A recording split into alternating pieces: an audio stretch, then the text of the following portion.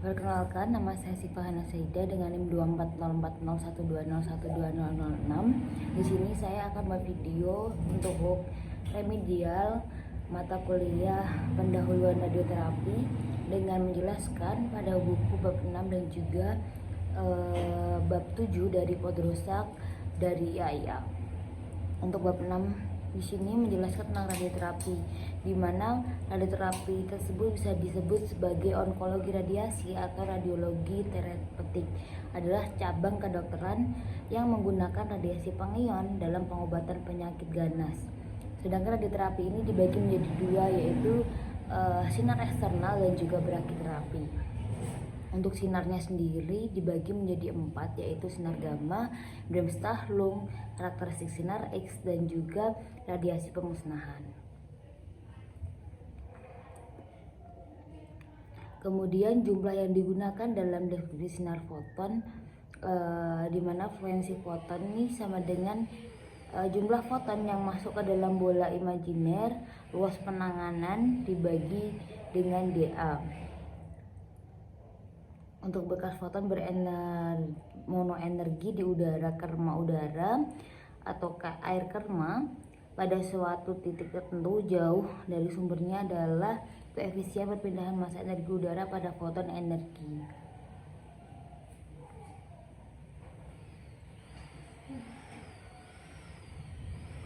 Sedangkan untuk konsep dosis terhadap massa kecil medium di udara, di medium juga disebut sebagai dosis di ruang bebas, didasarkan pada pengukuran kerma udara di udara. Dmet tunduk pada batasan yang sama seperti paparan X dan tumbukan kerma udara di udara atau air kerma. Jadi didefinisikan hanya untuk foton dan didefinisikan hanya untuk energi foton di bawah 3 MeV. Kemudian di medis, dosis untuk massa kecil medium di udara ditentukan ditambah dari sinyal ruang ionisasi yang diukur pada titik P di udara.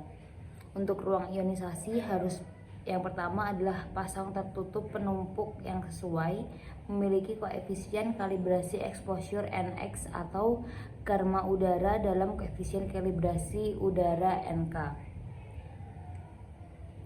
Kemudian langkah-langkah yang harus dilakukan dalam penentuan di medis ini adalah yang pertama, sinar MP diukur pada titik P di udara, kemudian paparan XP pada titik P di udara, dan kerma udara di udara titik P.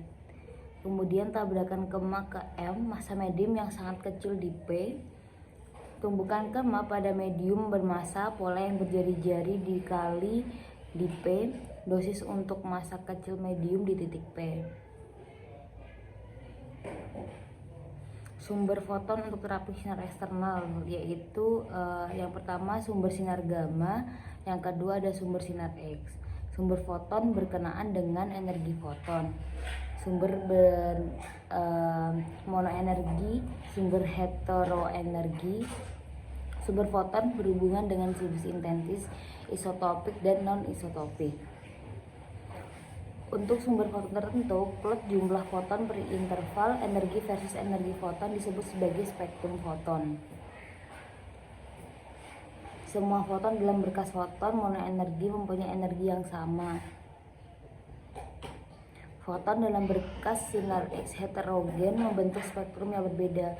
Foton terdapat pada semua interval energi dari 0 hingga nilai maksimum yang sama dengan energi kinetik monoenergi elektron yang mengenai target.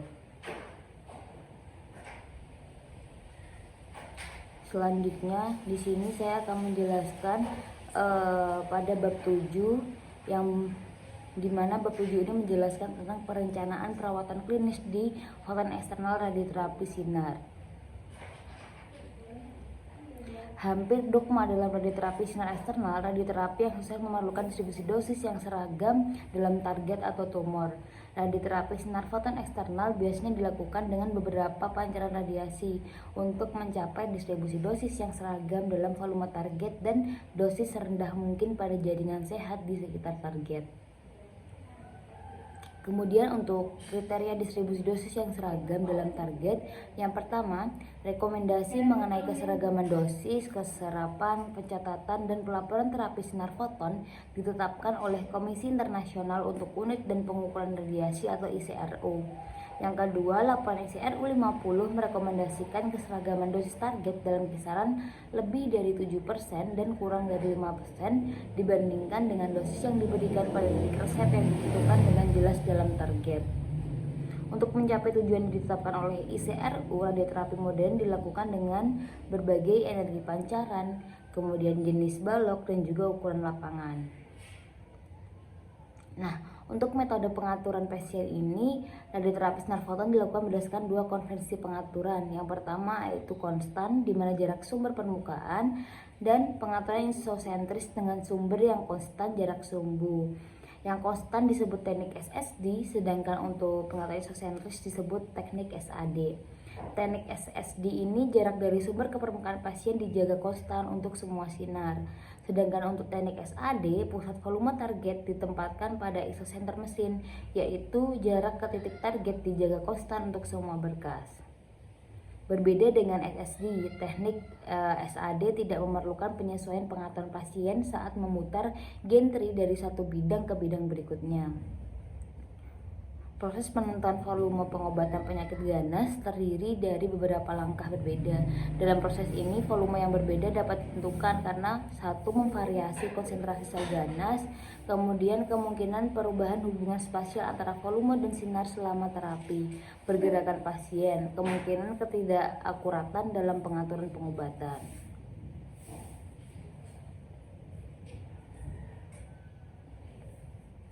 Kemudian ada volume target, bisa CTV, GTV, kemudian PTV, ada ITV,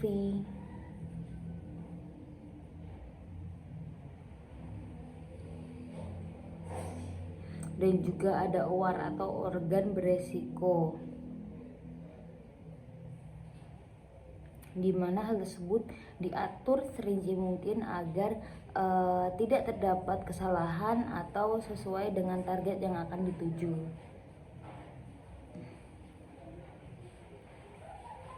Mungkin cukup sekian yang bisa saya sampaikan. Apabila ada salah, mohon maaf. Terima kasih. Wassalamualaikum warahmatullahi wabarakatuh.